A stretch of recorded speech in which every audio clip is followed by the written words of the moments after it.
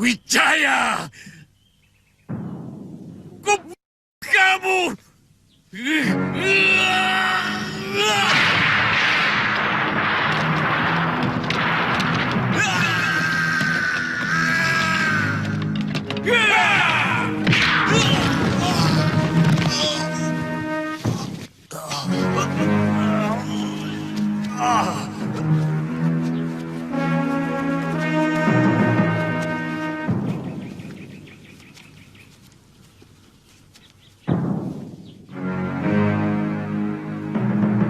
Kebumikan Sang Prabu bersama-sama Arda Raja dengan penghormatan yang layak.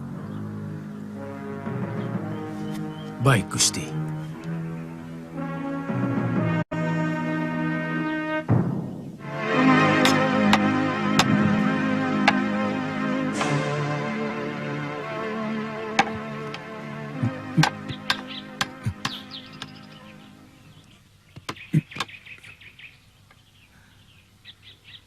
Aku malu bertemu ibumu, Wuni. Aku benar-benar lelaki yang tidak punya perasaan. Ayo, Pupu. Apa mau dia memaafkan semua dosa-dosaku? Hanya ibu yang memiliki obat penawar racun tapak wisa itu, Ayah. Ayo, Pupu menjadi tabib.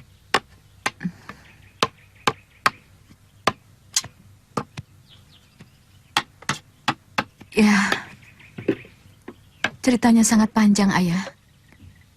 Ibu termasyhur dengan julukan Dewi Tunjung Biru. Ayah pernah mendengar nama itu, Wuni. Tapi pengobat racun yang sangat disegani orang-orang dunia persilatan.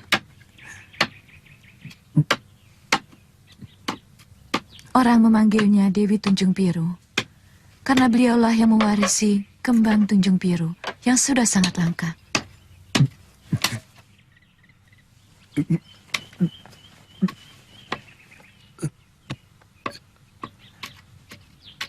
Tapi kita harus minta izin Gusti Sanggarama Wijaya, Wuni.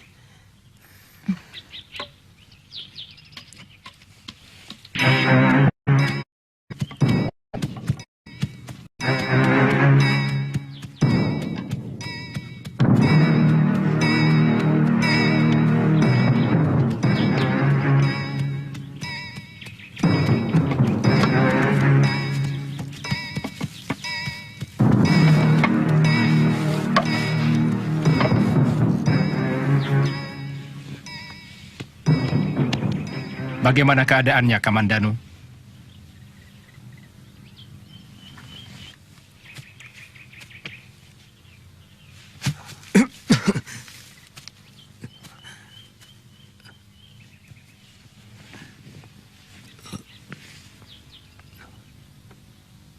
Tidak apa-apa, Gusti. Mungkin ini sudah kehendak Dewata. Mempertemukan hamba dengan wanita yang hamba cintai. Tapi selama ini, hamba lupakan.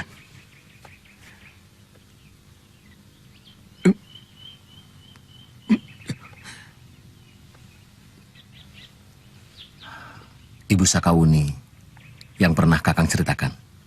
Iya. Dia wanita satu-satunya yang hamba cintai. Mudah-mudahan hamba masih bisa menebus semua kesalahan di masa lalu.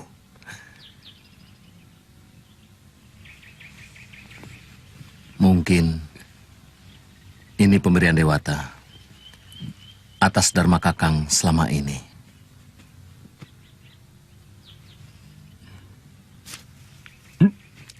Kalau Kakang sudah sembuh, segera kembali ke Majapahit. Bawa kekasihmu dan jadikan istri. Kalau tidak mau, paksa saja bapakmu. Tentu Paman.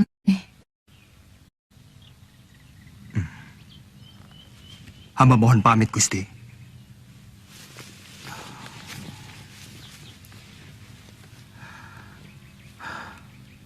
Hati-hati.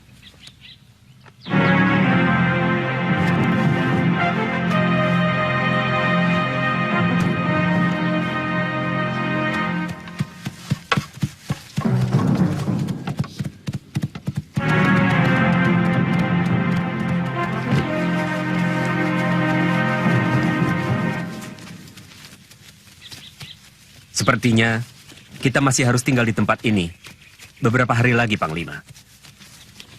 Ternyata Raja Jawa sangat kaya. Banyak sekali benda-benda yang terbuat dari emas. Tidak apa-apa. Paling cepat Tuan Wijaya baru sampai di Majapahit. Dalam 2 atau 3 hari lagi. Maaf, Tuan Panglima mengizinkan Tuan Wijaya meninggalkan tempat ini. Mereka akan mempersiapkan peralatan untuk menyambut kita. Di sana dia akan membuat surat pernyataan takluk untuk Baginda Kubilai Khan. Apa tidak membahayakan? Jenderal Kauseng pikir mereka akan berani melawan kita. Dan lagi, saya ikutkan 200 bala tentara untuk mengawal. Saya yakin mereka akan mampu menangani tentara Jawa itu. Kita sama-sama belum mengenal watak bangsa ini. Apa yang ditakutkan dari sekelompok orang yang hanya pandai menyembah dan tampaknya selalu patuh? Siapa tahu mereka berfalsafah angin yang bisa menyejukkan. Tapi tanpa terduga, mereka bisa berubah menjadi taufan yang sangat mengerikan. Falsafah angin hanya milik penghuni gurun dan padang rumput. Itu adalah kita. Angin ada di mana-mana, Panglima. Kita harus ingat bahwa Raja Tumapan yang berani menentang Baginda Kaisar adalah juga seorang penakluk. Mereka berhasil mengalahkan negeri Bali, Madura, Bakulapura, Sunda dan juga Suwarnabumi yang selama ini selalu minta perlindungan Baginda. Kita hancurkan semua yang berani melawan kita.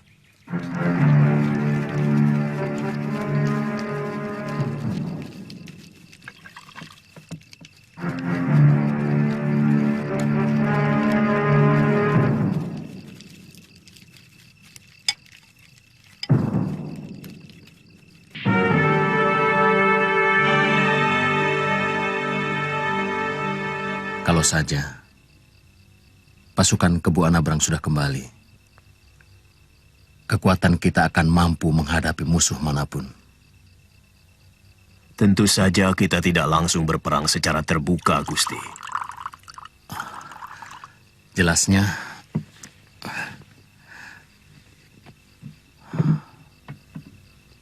Bagaimana, Paman?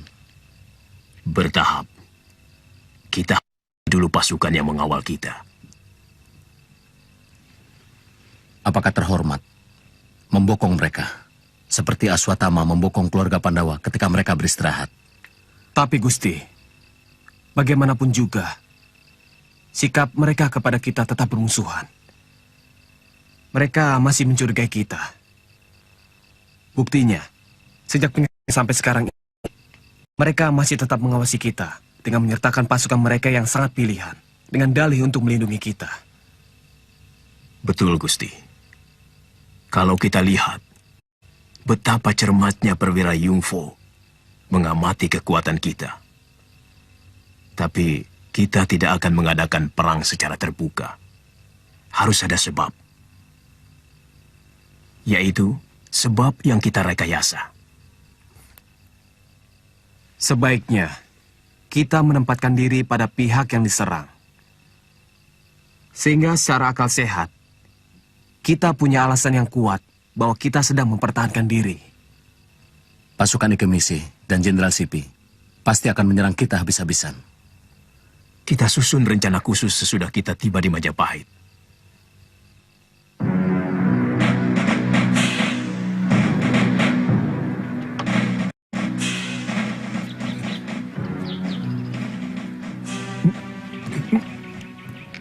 Siang nanti, atau paling lambat nanti sore, kita sudah sampai di Padepokan, Ayah. Ayah sudah beberapa tahun tidak bertemu ibumu. Tentu pangling. Ibu tampak awet muda, Ayah. Ibumu yang pangling kepada ayah.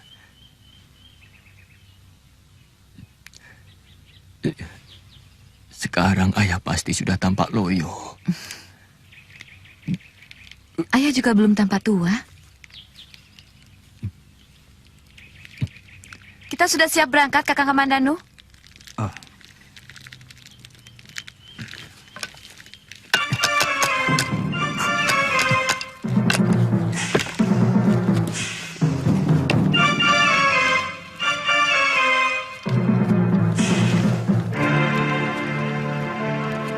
Kita akan mulai naik turun bukit, Gusti.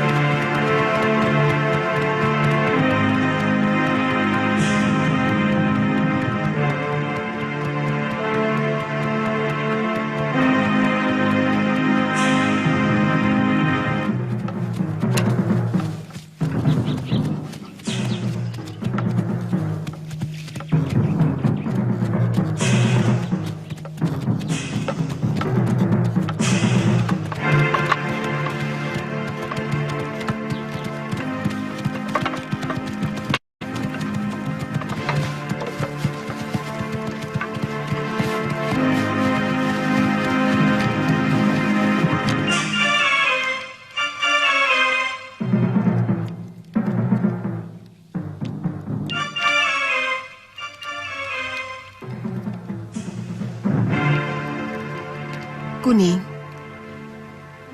kelihatannya ada tamu sedang datang kemari. 3 orang, yang 1 sedang sakit. Akan kita usir, Dewi? Sepertinya mereka orang yang dekat dengan saya. Jemput mereka di gerbang Taman Bunga. Dan kau hitam, temani dia. Baik, Dewi.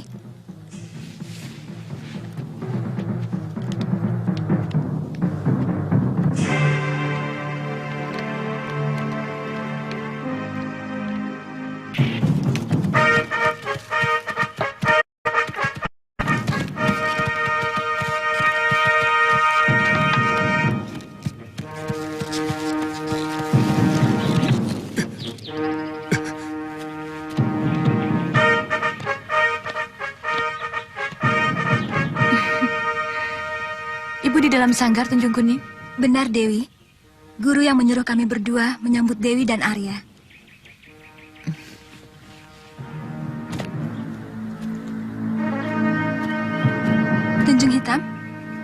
Kamu urus kuda tamu kita ya?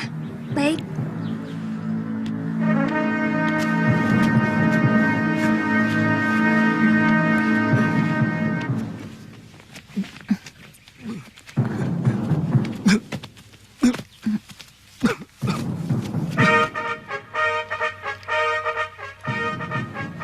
Mau apa dia kemari? Lelaki jahanam.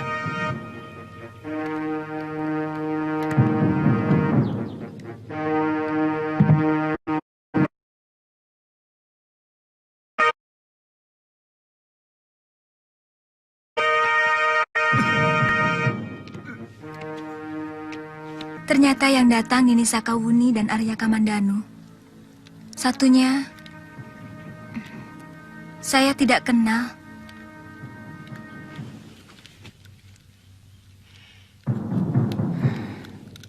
Yang mereka bawa, makhluk yang paling berbahaya untuk wanita seperti kamu.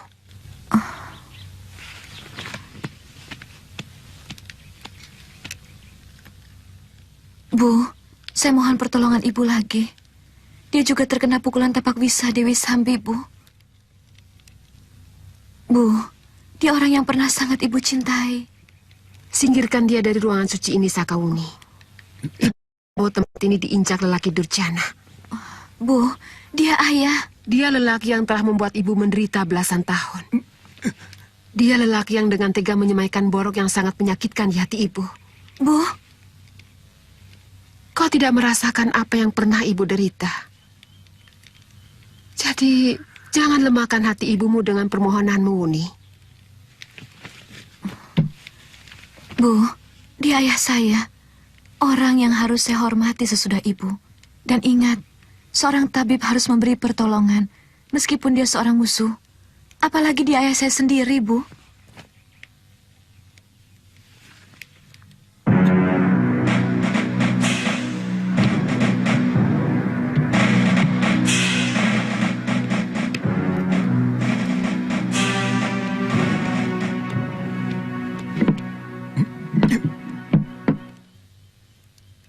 Kamu tidak punya ayah, anakku. Kamu titisan batu karang yang tidak punya perasaan. Bu, saya mengerti perasaan ibu. Tapi sembuhkan dia demi saya, Bu. Tidak. Demi siapapun. Aku tidak akan mengobati orang yang telah menorehkan luka di hatiku. Baik. Selama ini, saya tidak pernah mengemis belas kasihan siapapun. Karena sejak bayi, saya diajarkan untuk hidup tanpa belas kasihan.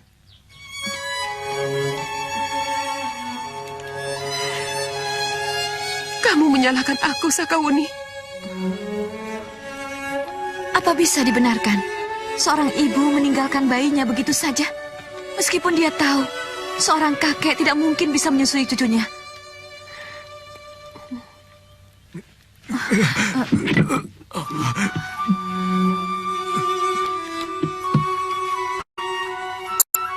Dia yang memaksa aku melakukan itu. Dia membebani aku dengan rasa malu yang menggumpal di perutku. Berbulan-bulan, aku harus sembunyi dari cercaan tetangga. Berbulan-bulan, aku menangisi kebodohanku untuk menunggui orang yang katanya mencintai aku.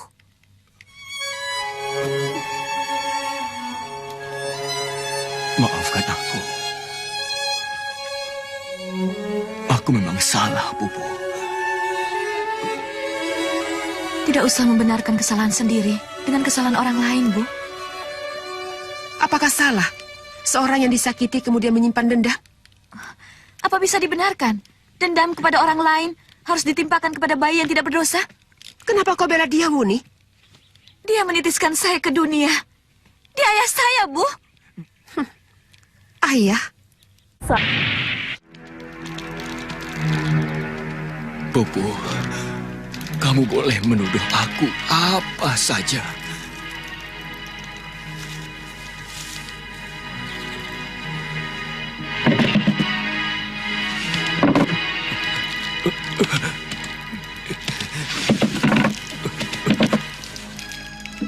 Aku laki-laki yang tidak bertanggung jawab. Aku laki-laki yang telah menghancurkan hidupmu. Dan laki-laki yang telah menelantarkan anakku. Tapi tolong, jangan sebut aku sebagai durjana yang telah menodai kamu, Pupu. Apa yang telah kulakukan kepadamu benar-benar karena aku sangat mencintaimu.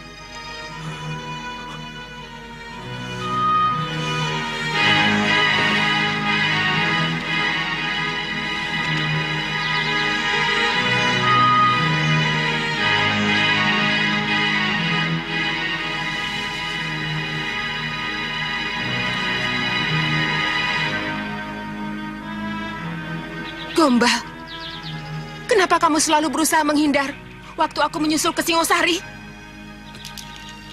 Yang tidak kamu pahami adalah bahwa aku juga seorang prajurit. Sebagai manusia, aku hanya mencintai kamu, Pupu. Tapi sebagai prajurit, istriku adalah senjata dan negara adalah kekasihku. Ketika negara menuntut tanggung jawabku, terpaksa aku melepaskan manusiaku dari dalam jiwaku.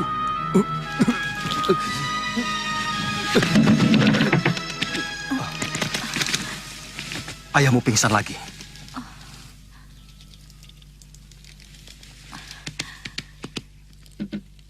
Ibu, kau dengar pernyataan ayah tadi?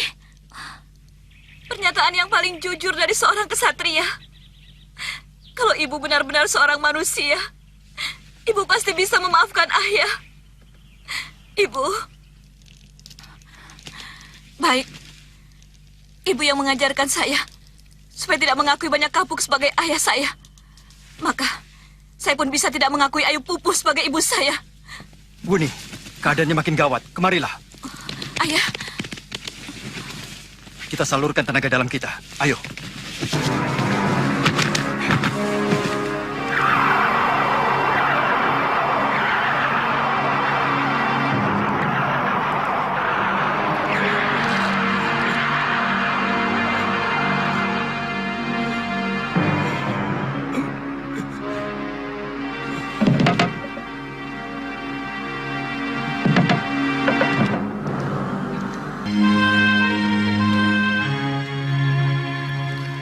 Mudah-mudahan bukan karena kewajibanmu sebagai seorang tabib, Pupu.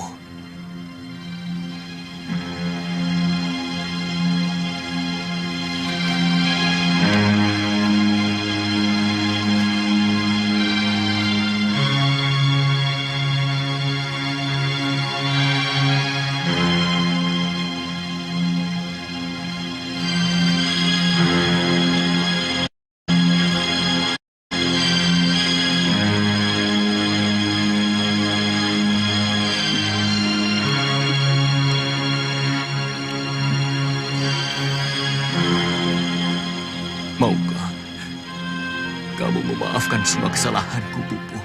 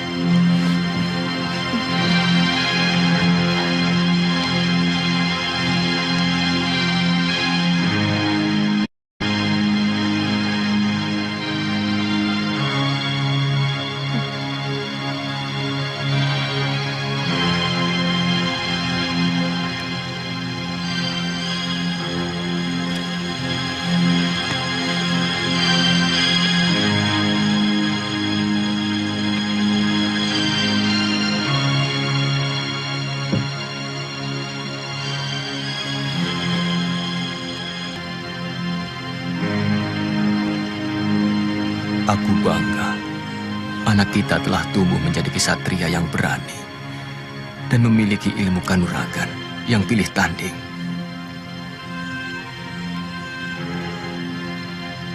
Sebenarnya, Kita harus meminta maaf kepada Sakawuni. Kita yang telah membuat dia menderita selama ini. Sedikit pun kita tidak pernah berpikir bahwa masih ada yang lebih menderita karena perbuatan kita. Iya. Kamu ingin memperbaiki kesalahan itu, Pupu.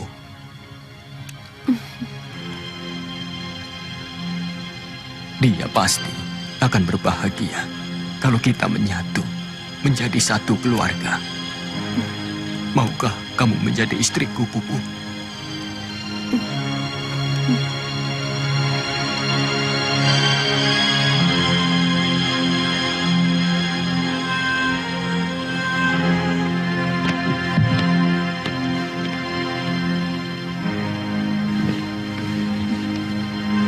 Disaksikan Dewata. Satukan ikrar kita sebagai suami istri.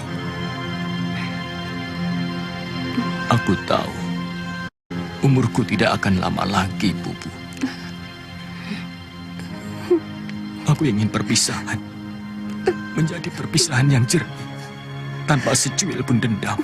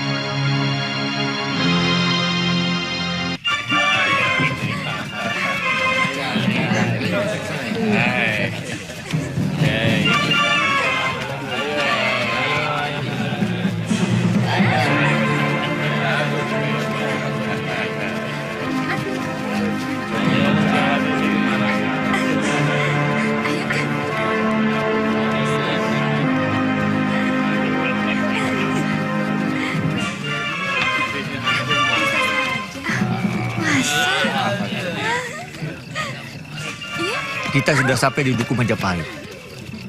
Kalian tunggu di tempat ini. Saya akan menghadap Gusti Gajah Biru. Jangan kemana-mana. Sambil menunggu, apakah kami boleh makan?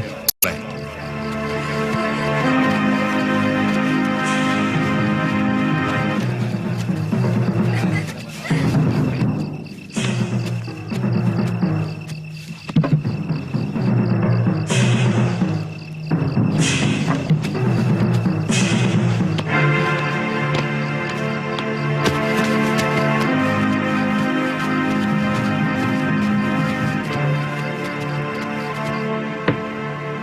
Silakan, Gusti.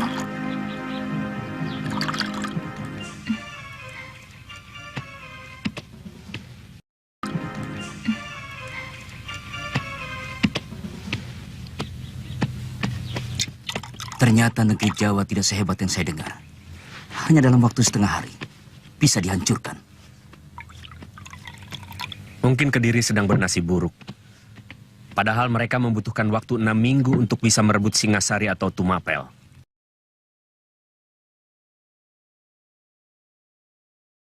Lebih unggul, dia yang akan memenangkannya.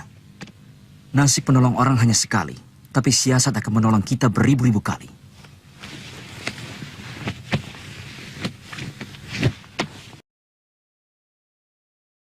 Kemenangan Tumapel menaklukkan Bali sampai Sorna Bumi adalah karena siasat perang yang sangat luar biasa. Tumapel pernah mengalahkan Sorna Bumi. Hampir seluruh Jawa Dwipa takluk kepada Tumapel. Juga karena siasat, bukan karena nasib. Ayo, sampai pagi. Ayo.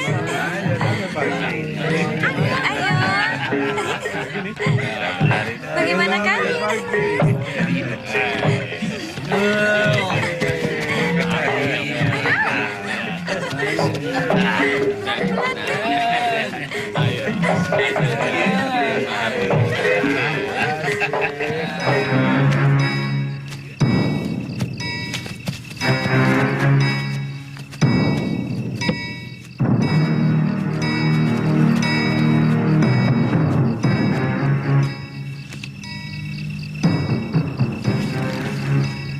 Kalau Gusti sudah siap, kami akan memulai. Mereka sudah mulai terpancing. Kamu mulai saja. Rapodang dan Gajah Biru sedang menempatkan pasukannya. Baik, Gusti.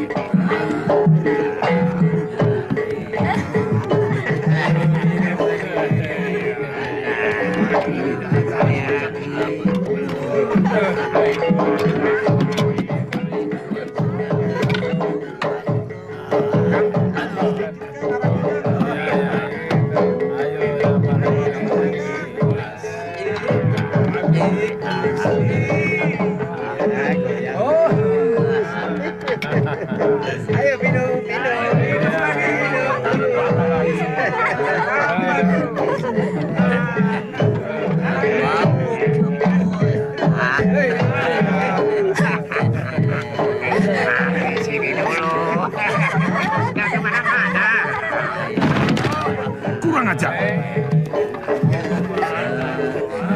Kamu berani bermain serong di belakangku ya? Enak-enakan juga dengan orang lain, sementara aku mengurus anak. Kurang ajar kamu. Siapa kamu? Beraninya kamu ganggu kesenanganku. Kamu yang mengganggu istriku. Apa kamu bilang?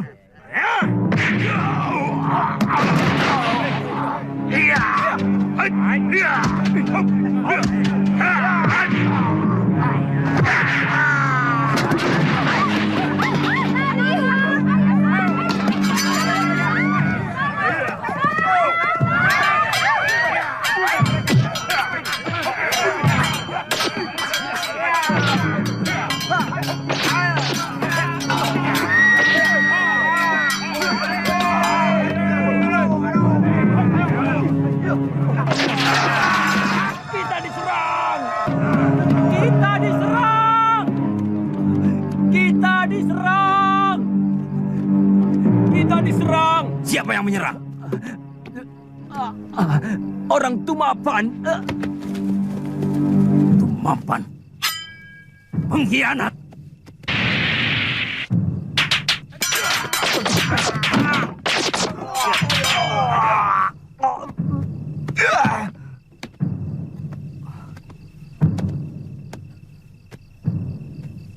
Benar kata Tuan. Kemenangan hanya bisa dicapai dengan siasat. Dan itulah siasat kami. Licik!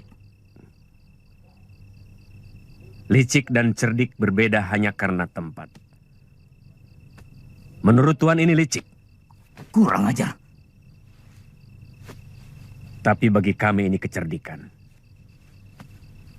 Kami tahu bahwa pasukan Tuan bertugas untuk menikam kami dari belakang. Kalau kami sudah tidak diperlukan lagi. Kurang ajar.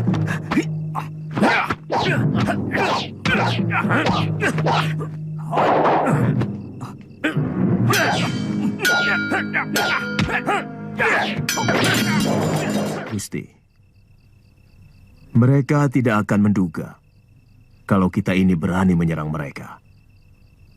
Sebab menurut perhitungan nalar mereka, bahkan saat Kediri dengan mudah mereka kalahkan, kita tidak berani melakukannya.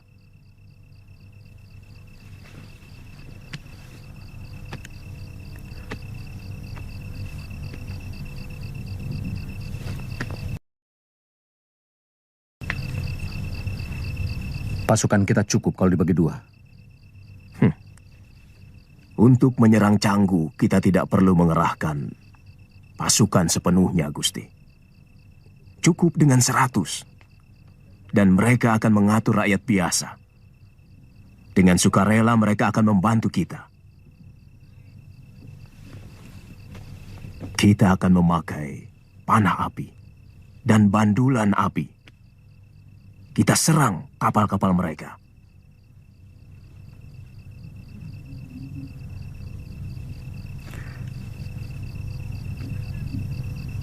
Sekarang masalah Kediri. Tolong yakinkan kepada saya, bagaimana pasukan kita bisa menang melawan pasukan kita Nagari yang kuat dan tangguh. Saya percaya dengan serangan dadakan, Gusti. Kemenangan kita kemarin sebagian besar karena serangan dadakan dari seluruh penjuru itu. Tapi kekuatan kita cukup besar karena kita bergabung dengan pasukan kita Nagari. Tapi ingat, Raden, kekuatan pasukan Prabu Jayakatwang saat itu hanya kurang lebih 100.000 prajurit. Sedangkan pasukan kita Nagari 2.000 orang. Ditambah dengan 5.000 orang pasukan kita.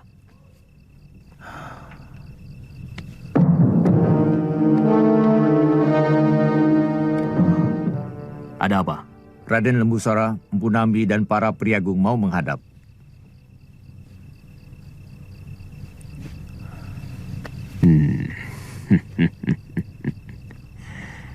Saya yakin bahwa mereka sudah menyelesaikan pasukan Yungfo dengan baik.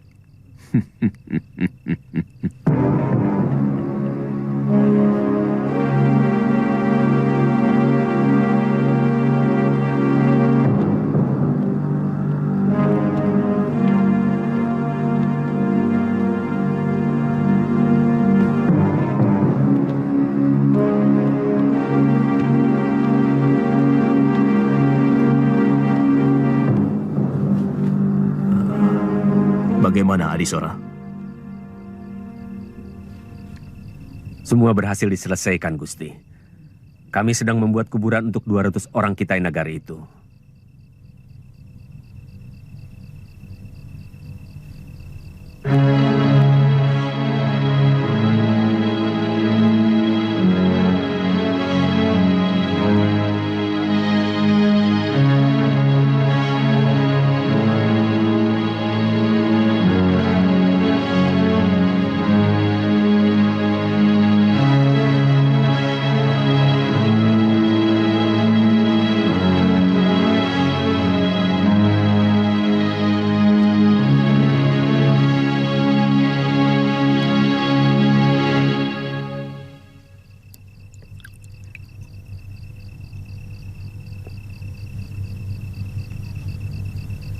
Kenapa, Bu?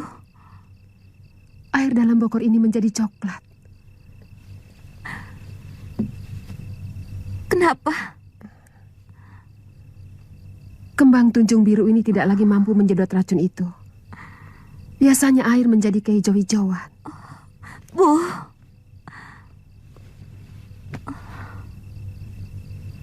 Lihat, putih matanya sudah berwarna kuning. Artinya, racun tapak wisa sudah menyerang jantungnya. Selamatkan ayah, Bu. Selamatkan dia. Ibu tidak mampu, Nak. Ibu bisa menyembuhkan Kakang Kamandanu. Ibu juga bisa menyembuhkan saya. Ya, Kakang banyak kapuk. Terkena pukulan tepat di jantungnya.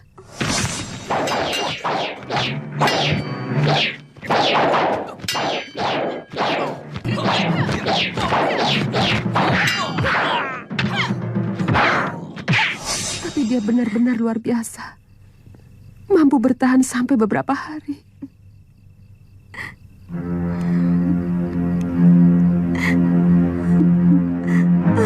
Ayah.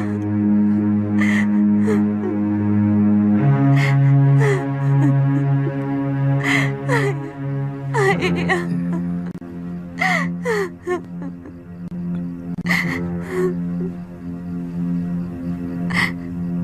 Setiap perjalanan pasti sampai pada tempat tujuan.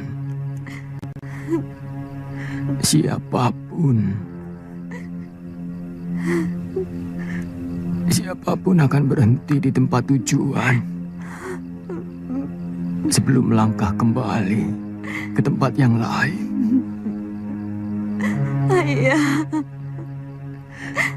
Kakak. Aku senang karena akhirnya kita bisa berkumpul. Sudah begitu lama aku menunggu saat-saat seperti ini.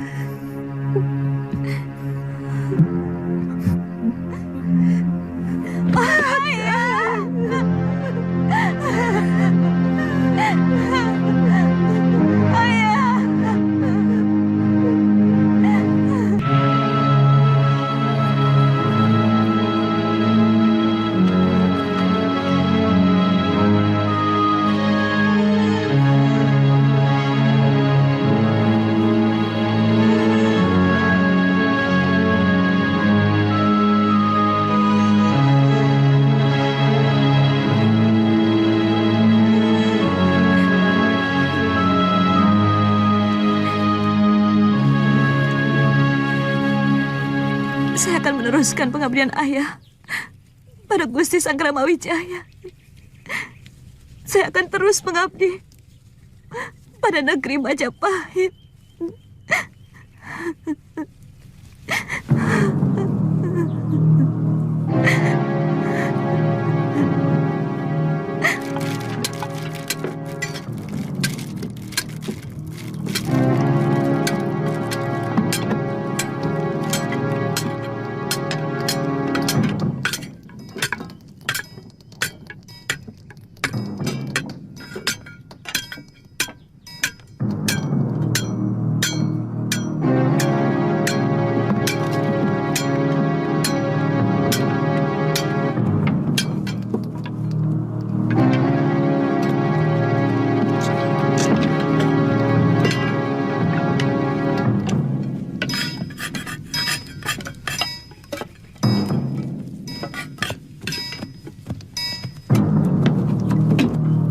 Baru saja Caraka, Telek Sandi kita mengabarkan bahwa pasukan Kitai Nagari sebagian besar masih ada di Kediri. Dan saya yakin bahwa mereka akan lama tinggal di sana. Kita pecah, pasukan kita menjadi 3. Kita akan menyerang dengan cara sembunyi-sembunyi. Maksudnya, kita tidak perang secara terbuka. Tapi kemudian lari. Dengan cara begitulah, mereka akan mengamuk membabi buta. Dalam keadaan seperti itu, kita akan pancing mereka masuk ke dalam perangkap Wakul Buaya Mangap. Dan semua prajurit sudah memakai panah. Kita hanya menyerang dari 3 jurusan. Timur, selatan, dan utara. Kenapa tidak kita kepung dari segala penjuru saja, Kakang? Kita biarkan pintu gerbang barat Kedaton ini bebas. Agar ketika pasukan Kitai Nagari sedikit saja merasa terdesak, panglima mereka akan berpikir untuk lari menuju kapal. Apa itu tidak berbahaya, Paman? Kita akan memberi mereka kesempatan untuk mempersiapkan siasat baru untuk mengadakan pembalasan.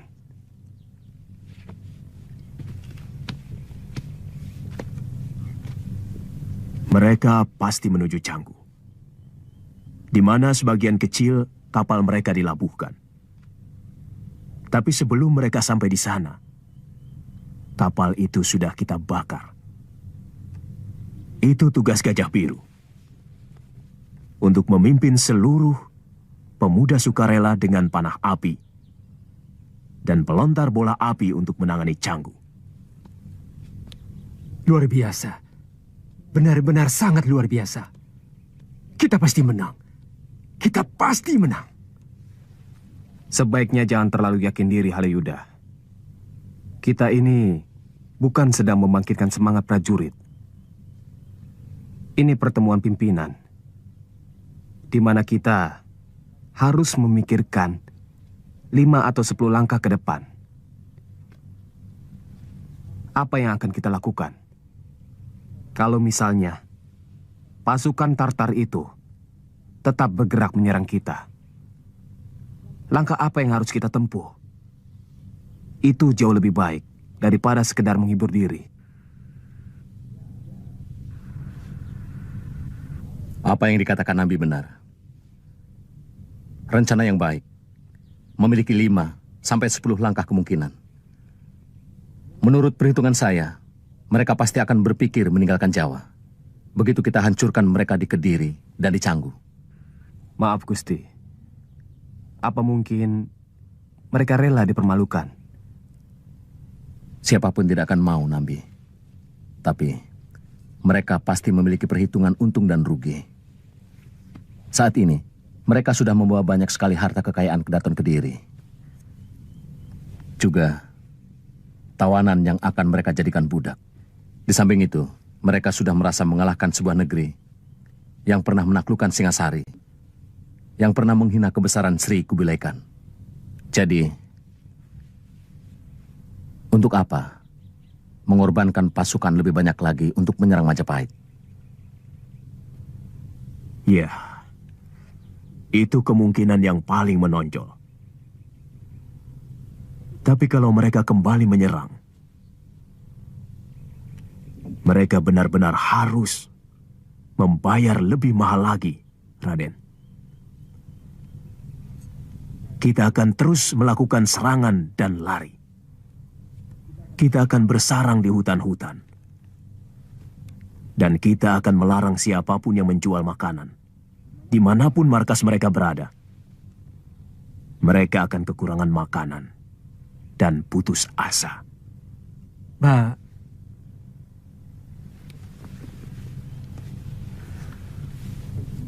Ini sebuah rencana yang sangat sempurna. Tapi, semua itu tidak akan berjalan dengan baik kalau tidak memiliki tekad dan kemauan yang keras, bebas dari kekuasaan. Saya pernah mendengar ada buronan bangsa Tuan. Mereka sepasang pendekar yang sangat hebat ilmu pedangnya. Buronan? Iya, pimpinan kami yang bernama Putong Bajil sangat menginginkan pedang sakti yang dibawa oleh pendekar bangsa Tuan yang lelaki. Pedangnya besar? Saya sendiri belum melihat. Tapi yang saya dengar, pedang itu sangat sakti. Mungkin memang dia. Maaf, apa Tuan kenal mereka? Mereka adik seperguruan saya.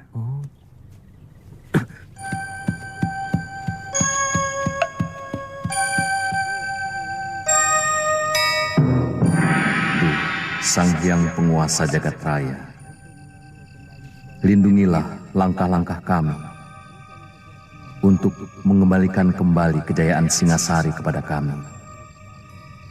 Berikanlah kekuatan jiwa dalam semangat pantang menyerah kepada seluruh prajurit kami.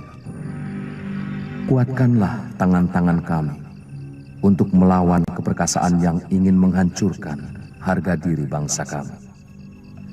Dewa yang agung, kabulkanlah permohonan hamba-Mu yang lemah ini.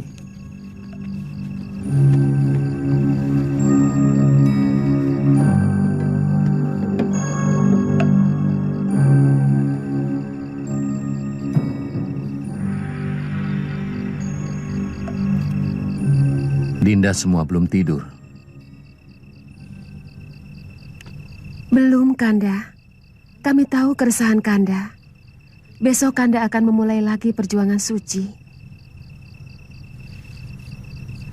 Kami sangat menyadari bahwa musuh yang Kanda hadapi adalah kekuatan raksasa. Kami cuma bisa membantu Kanda dengan puja dan pinta kepada Sang Hyang Penguasa Jagat.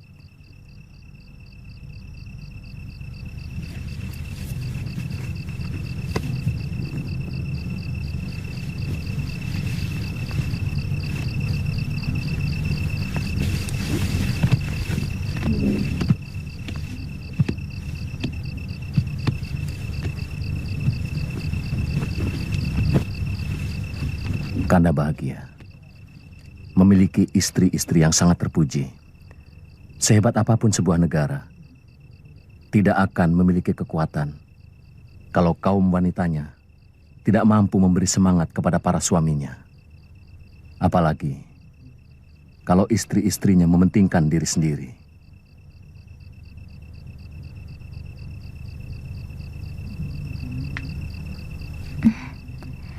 Kami akan selalu melakukan sesaji untuk keselamatan dan kemenangan Kakanda.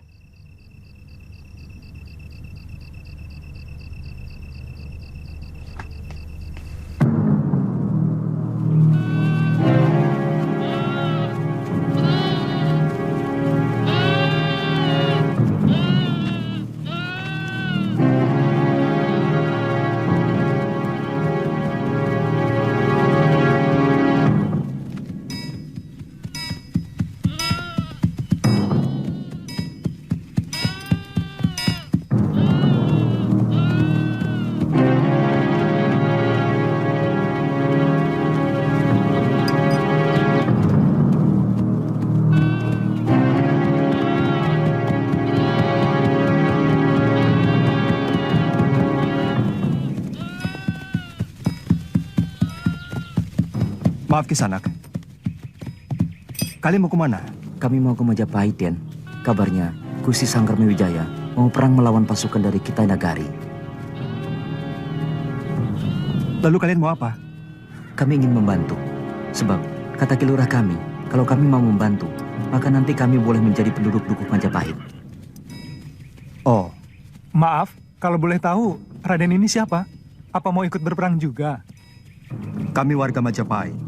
Oh, jadi jalannya betul yang itu toh? Betul. Mari, kami jalan dulu. Ya.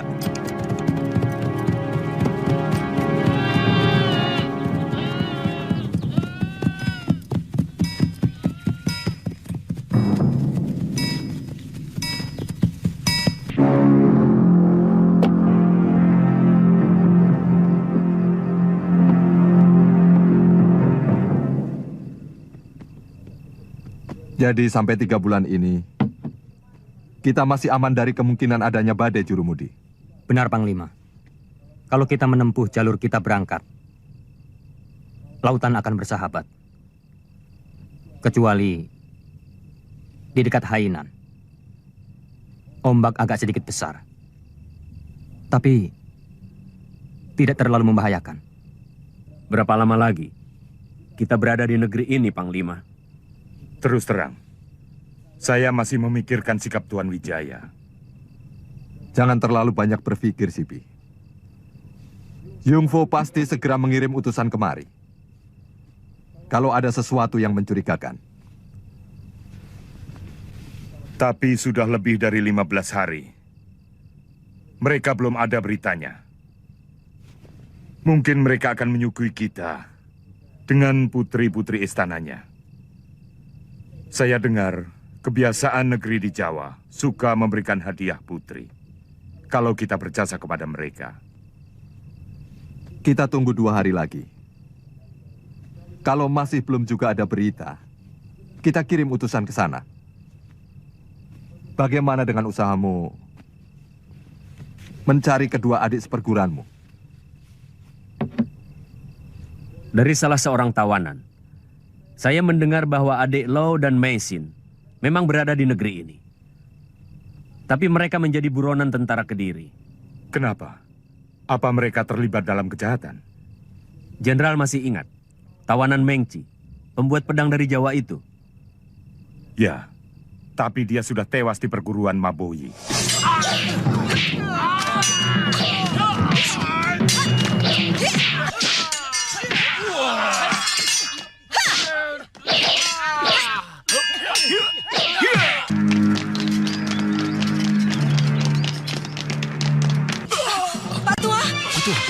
Ayah! Ayah! Ayah!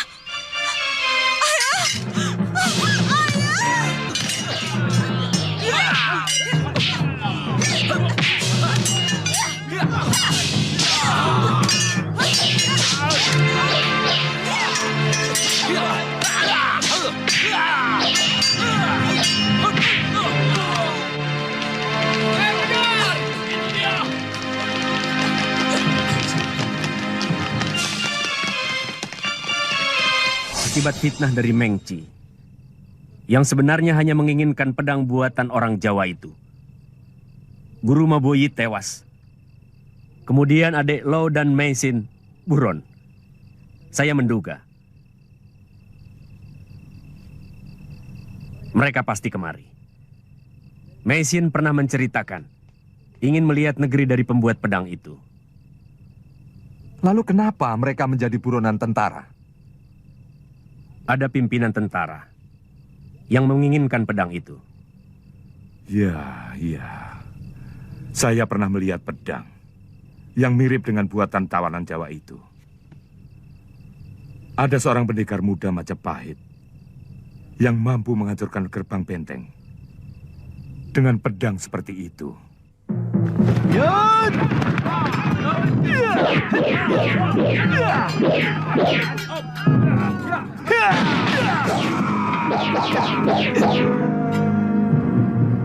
Mungkin ada kaitannya dengan prajurit Majapahit itu. Paling tidak, mungkin pedang buatan tangan yang sama. Atau mungkin pendekar muda itu merebutnya dari tangan Lo Sisan. Saya yakin ini pasti ada hubungannya. Kalau memang dia dari pasukan Tuan Wijaya, tidak terlampau sulit untuk menemukan dia.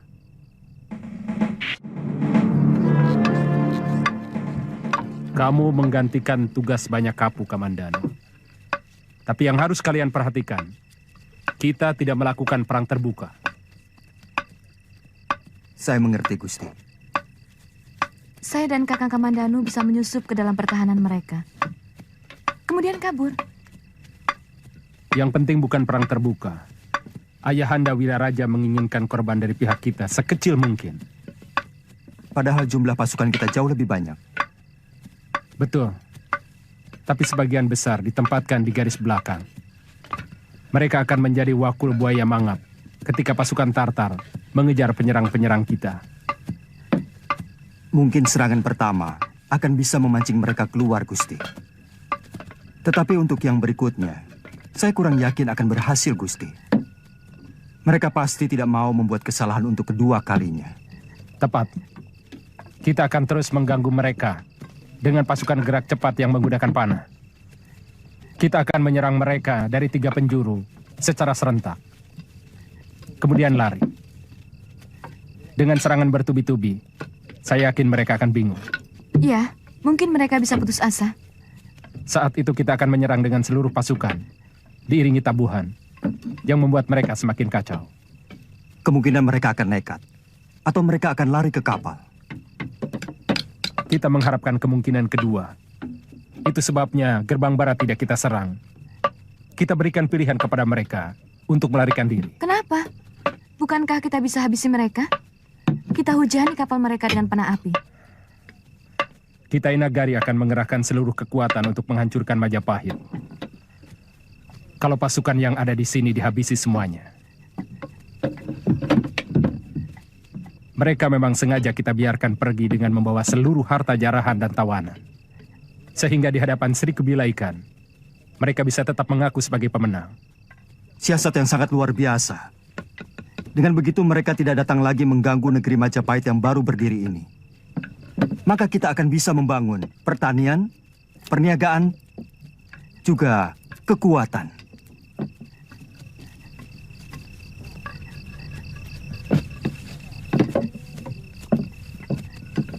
Jadikan tempat ini pusat pertahanan kita.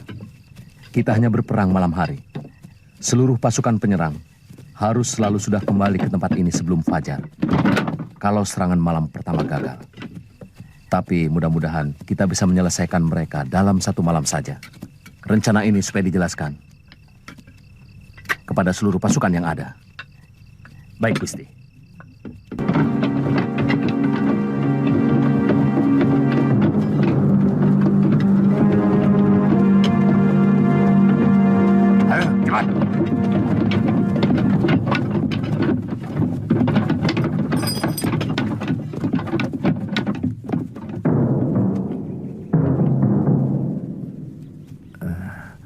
Minta sedekahnya Tuhan, beras kami sudah habis dirampas.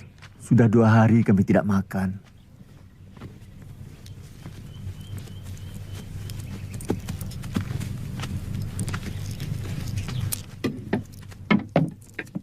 Terima kasih, Tuan. Ternyata di negeri ini pun juga ada pengemis. Di negeri manapun ada kemiskinan. Dimanapun selalu ada yang kaya. Mereka miskin karena ada yang kaya.